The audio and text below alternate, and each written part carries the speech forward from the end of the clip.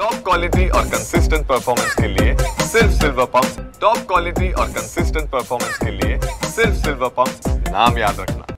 धाराशिव जिल्हा हा नेहमीच नैसर्गिक आपत्तीला तोंड देत आलेला जिल्हा आहे आणि धाराशिव जिल्ह्यामध्ये प्रत्येक शेतकरी जे आहे हा नेहमी कुठल्या ना कुठल्या अडचणीत सापडलेला आपल्याला पाहायला मिळतो। मात्र काही शेतकरी असे आहेत धाराशिव जिल्ह्यामध्ये की ते आपल्या प्रगतीच्या वाटानं चालत असलेले आपल्याला पाहायला मिळतं। आपण आता परंडा तालुक्यातील आनाळा या गावी आहोत आणि आनाळा गावामध्ये एका डाळिंबाच्या प्लॉटवरती आपण आलेलो आहोत।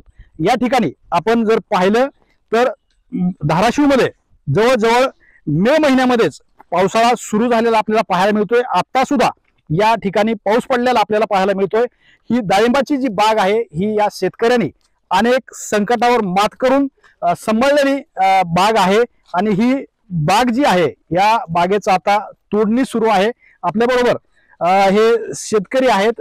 मला सांगा की तुमची जी बाग आहे ही इतकी उत्कृष्ट पद्धतीने तुम्ही सांभाळली, कशा पद्धतीने हिला तुम्ही ही केलं, जोपासलंय? मी दुष्काळी परिस्थिती असून सुद्धा पाण्याचं प्रमाण कमी असून ड्रीप वापरली, झाडाला संरक्षणासाठी वरनं क्रॉप कव्हर टाकलं होतं आणि जे स्प्रे ते टोटल सेंद्रिय पद्धतीनं केले, त्याला स्लरी पद्धतीने सगळं केल्यामुळे झाडाची कॅनोपी चांगली राहिली। अच्छा, हो, आणि त्यामुळे मालाला क्वालिटी आली। मार्केटमध्ये माल आज जर न्यायचा म्हणलं तर प्रत्येक व्यापारी म्हणते की माझ्याकडे आणा, कारण नंबर 1 माल तुमचा वाटते असं। म्हणजे किती एकर आहे ही बाग? सगळं टोटल 3 एकर क्षेत्र आहे। 3 एकर? हो, 3 एकर। आणि किती वर्षापासून घेता उत्पन्न? मी ही माझा 4था बहार आहे। बागाला आज 5 वर्षे पूर्ण झालेली आहेत। दुसऱ्या उत्पन्नापेक्षा ही उत्पन्न परवडतं का तुम्हाला? इतर उत्पन्नामध्ये आणि या उत्पन्नामध्ये सांगायचं म्हणलं तर 10 पटीचा फरक आहे।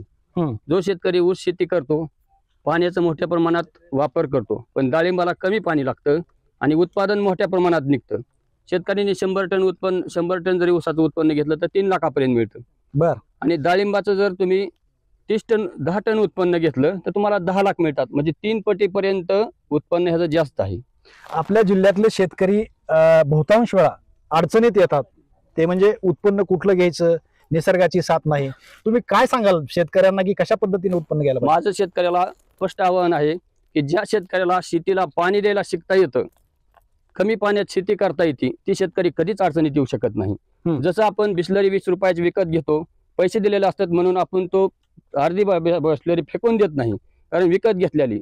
ज्यावेळेस शेतकऱ्याला पाण्याचं महत्त्व कळेल त्यावेळेस शेतकरी हा शेती क्षेत्रामध्ये चांगल्या पद्धतीने सक्षम होऊन आर्थिक दृष्ट्याने सुखी राहील असं माझं मत आहे। आता ही माल जी तोडणी सुरू आहे तुमची, ही बाहेरच्या देशात पाठवता का तुम्ही? हो, बाहेरल्या देशात आपला माल चाललेला आहे आणि चांगला भाव मिळतोय?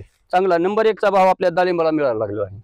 म्हणजे तुम्ही समाधानी आहेत? हो, एकदम समाधानी आहे मी याच्यामध्ये। अच्छा, ठीक आहे। एकंदरीतच हे शेतकरी जे सांगतायत ते धाराशिव जिल्ह्यामध्ये जर शेतकऱ्यांनी विकसित शेती आणि त्याच्यावरती जर वेगवेगळे प्रयोग करून शेती जर जोपासली तर नक्कीच शेतकरी यशस्वी झाल्याशिवाय राहणार नाही। श्रीराम क्षीरसागर, TV9 मराठी, धाराशिव, परंडा।